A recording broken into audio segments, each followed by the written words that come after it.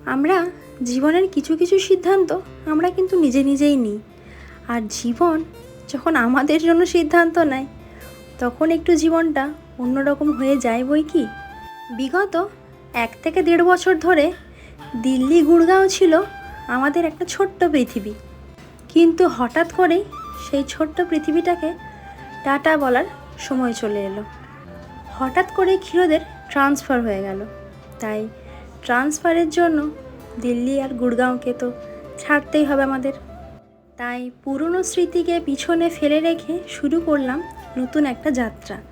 আর সত্যি কথা বলতে, বাড়ি ছেড়ে দূরে থাকা কী যে কষ্টের ব্যাপার, সেটা যে থাকে সেই জানে। যখন আমরা সবাই এই এয়ারপোর্টের দিকে আসছিলাম, রাস্তায় আস্তে আস্তে ভাবছি যে এই রাস্তা দিয়ে কতবার না আসা যাওয়া করেছি, তাও শেষবারের মতো একবার চোখ ভরে দেখে নিচ্ছিলাম সেই রাস্তাগুলোকে, কারণ এগুলো আর দেখতে পাবো না।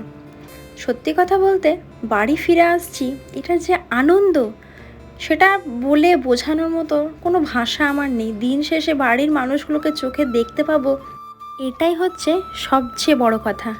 দেখো, যেহেতু আমরা আজকে প্রায় 1.5 বছর ধরে এখানে ছিলাম, তাই ছেড়ে আসতে সামান্য কষ্ট হচ্ছিল বটে, তবে বেশি আনন্দ হচ্ছিল ঘর ফেরার জন্য।